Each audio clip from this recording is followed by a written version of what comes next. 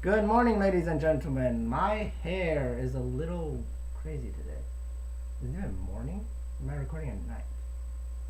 Anyways, what's up, guys? Kai Bro is back with another YouTube video. Today, I will be teaching a class on some points of continuity and change through Europe through the 14th and 17th centuries. Yes, question. What is continuity? I'm glad you asked. In fact, that is my next slide.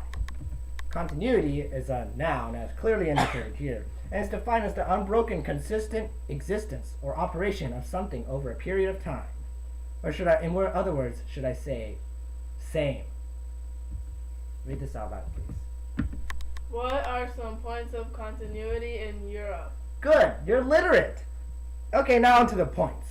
In 14th century Europe, there was a clear social hierarchy that distinguished the higher class from the lower class.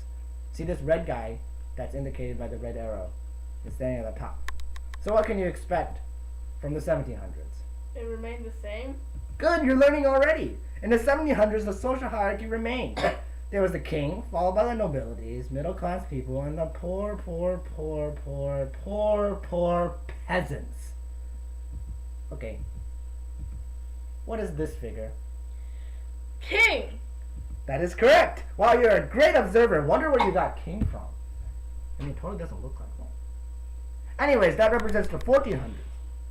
This, however, the red arrow, represents the 1700s. But they're exactly the same! Exactly. In the 14th and 17th centuries, the idea that a monarch was the ideal form of government didn't change.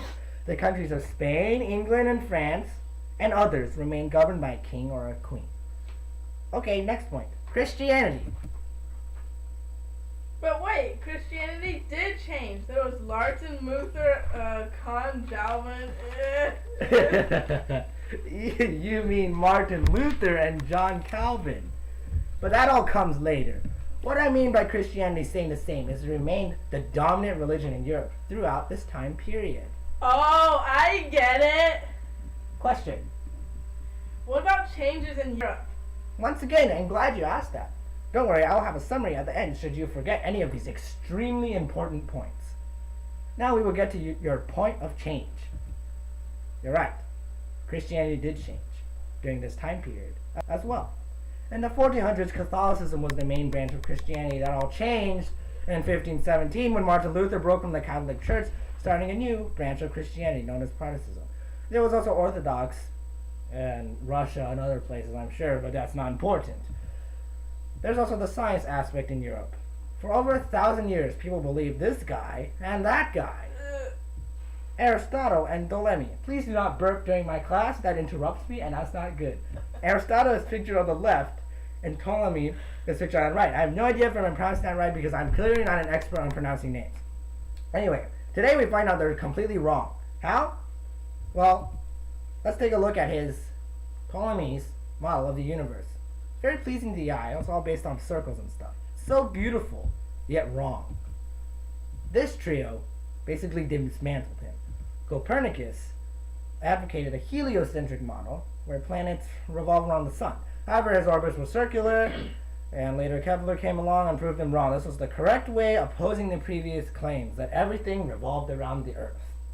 Another change in Europe was what I like to call the development of better equipment for growing food and manufacturing stuff.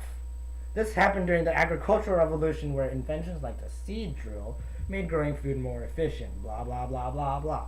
The industrial revolution also increased the efficiency of factories, especially the steam engine. What's the link for? Oh, the yellow one? The yellow one? Yeah, which other one? Oh, that's a link to a video on Great Britain Industrial Revolution I made last year for my AP Human Geography project. Check it out if you're interested. I got another question. Yes, what is it? When is this class over?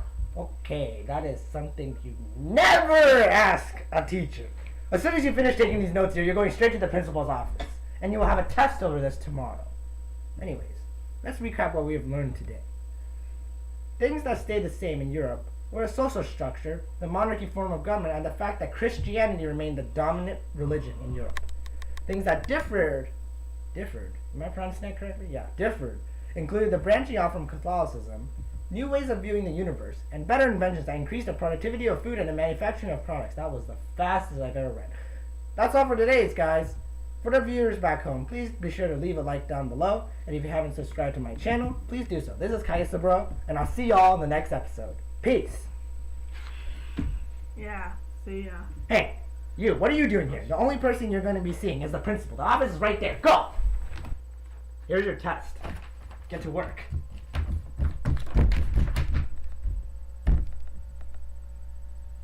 Faster, faster, faster. I know, I taught you this yesterday. I said I'd give you a test, and I was serious. Dead serious.